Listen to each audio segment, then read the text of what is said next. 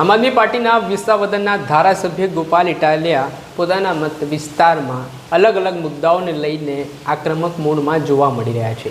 ત્યારે વિસાવદરના ધારાસભ્ય ભેસાણ તાલુકાના હળમતિયા ગામમાં એક મહિલાની તેમને રજૂઆત મળી કે એક ભારતીય જનતા પાર્ટી સાથે સંકળાયેલો શખ્સ દ્વારા છેલ્લા 8 વર્ષથી એ મહિલાની ઘર આગળ પથ્થરોનો ઢગલો કરી દેવામાં આવ્યો છે ને મહિલાના ઘરના મુખ્ય દરવાજા પર જ આ પથ્થરો મૂકવામાં આવ્યા છે, જેના કારણે છેલ્લા 8 વર્ષથી આ મહિલા હેરાન થઈ રહ્યા છે। આ બાબતે મહિલાએ અનેક જગ્યાએ રજૂઆત કરી, વહીવટીતંત્ર હોય, પોલીસ વિભાગ હોય, છતાં પણ કોઈ પણ પ્રકારની કાર્યવાહી આ બાબતે કરવામાં ના આવતા ધારાસભ્ય ગોપાલ ઇટાલિયા પોતે મેદાનમાં ઉતર્યા। ત્યારબાદ આ ઘટનાક્રમને લઈને તેઓ મહિલાના ઘરે પહોંચ્યા હતા, જ્યાં મહિલાએ રડતા રડતા પોતાની વેદના જણાવીને શું વાત કહી તે સાંભળ્યું।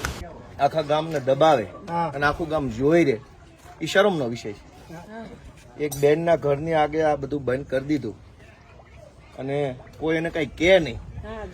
મામલતદાર શું ન્યાય કરતો? આપણે હાથ ભાંગી ગયા છે? મામલતદાર હાટું જીવીએ છે આપણે? આટલી હદે ખોટું થયું। આ કોર્ટમાં ગયો ભાઈ, તોય નિર્ણય નો દીધો અમને આજે 8 વર્ષ। આ નિર્ણય થઈ ગયો, જેને મને ફાંસીએ ચડાવે ફાંસીએ ચડાવી દે। ધારાસભ્યને ફાંસીને ફંદે લટકાડે આ નિર્ણય કર્યો છે। કોનામ હિંમત છે એમ જોઈએ છે? એક બેન આરે આવું વર્તન થાય, આ કઈ વ્યાજબી વાત છે? ભાઈ ફટાકિયા દિવાળી અહીંયા ફોડાવે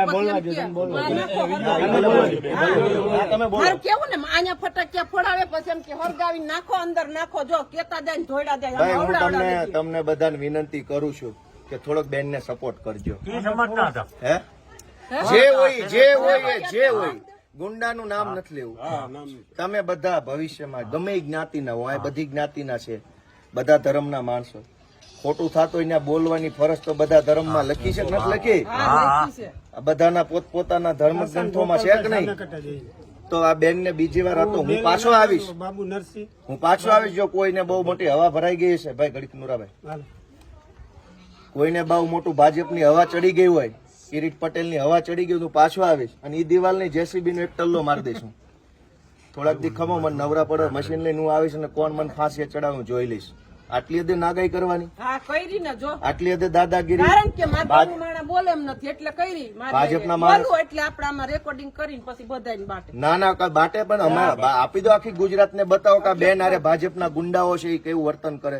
આ મેન ગેટ છે, થોડાક પાછા હટીને બતાવો તો બધા પાછા હટી જાવ, શું ઘટના બની? આ મેન ગેટ છે બેનના ઘરનો, થોડા ભાઈ પાછા હટી જાવ, બધા નીચે હટી જાવ, બધા બતાવો તો બેલા બતાવવા દો। આમળો હટાવો, આ બેનનું ઘર છે, આ વિશાળ હળમતિયા ગામ છે ભેસાણ તાલુકાનું, આ મેન ગેટ છે એનો। હવે અહીંયા ભાજપના માણસે બેલા મૂકી દીધા અહીંયા સળંગ, આ બધા અમે હાથે અડસેલ્યા। 8 વર્ષથી આ ગેટ બંધ કરી દીધો। આવી નાગાઈ કરવાની, બસ દાદાગીરી। શું કામ? તો કે હું ભાજપનો માણસ છું એટલે દાદાગીરી કરી। શું કામ? કે આ ભાઈ સીધા માણસ છે। આ બેલા અહીંયા મૂકી દીધા, અહીં સુધી લાઈન હતી અત્યારે। આમ આ ગેટની બહાર કેમ નીકળવાનું? તો બેને મને આજે હું ગામમાં આવ્યો, ફરિયાદ કરી, કીધું હાલો આપણે જ કાઢી નાખીએ બેલા। મામલતદાર શું કાઢવાનું? બરાબર, મામલતદાર ભાઈ આવતા જોઈ મુદ્દા પર જોઈને પાછા વયા જાય। ભાઈ બધા ભાજપ થી બીવે છે, ભાજપની લાજ કાઢે છે। આજે અમે ભેસાણ તાલુકાના વિશાળ હળમતિયા ગામે આ બેનના ઘરનો ગેટ ખુલ્લો કર્યો છે। જે ભાજપ વાળા મોકાતું હોય મને ફાંસીએ ચડાવી દે, હું જોઉં છું કોણ મને કઈ ફાંસીએ ચડાવે। આટલી હદે નાગાઈ કરવાની ગામડામાં? ગરીબ માણસો હારે, નાના માણસો હોય, ગરીબ માણસો હોય, કિરીટ પટેલ જ કરાવે છે કે અહીંયા બેલા ગોઠવી દીધા ઘરની આમે 8 વર્ષ સુધી સળંગ। તો બહાર કેમ જવાનું? અંદર કેમ આવવાનું? પાયો કાઢ્યો ને તા વંડી સણવા નહોતા દેતા, હાઈ જે પાયો સોખો કરે એટલે બેલા ન્યા સણાવી દેતા। આ તો અમારા કડી આવે સોખી કરીને આ દિવાલ કરી। બીજી વાર અહીંયા બે બેલા જો હલાવે ને, અમે જેમ નાખ્યા છે એમાંથી હલાવે ને તો મને ફોન કરી દેજો। અહીં જેમ પડ્યા છે ને એમાંથી હલાવે ને તો મને કહી દેજો, હું જોઈશ કોણ પાણી વાળો ભાજપ વાળો છે।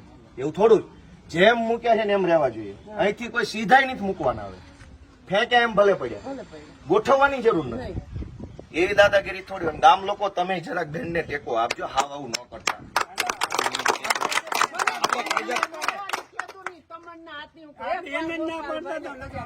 કાંઈ વાંધો નહીં, હવે હું બધાની રજા લઉં છું, ટેકો રાખજો જરા, બરાબર? હાલો દર્શક મિત્રો, એન કવરેજ ન્યૂઝને આપ લાઈક કરી લો, સબસ્ક્રાઇબ કરી લો અને શેર કરવાનું ભૂલતા નહીં।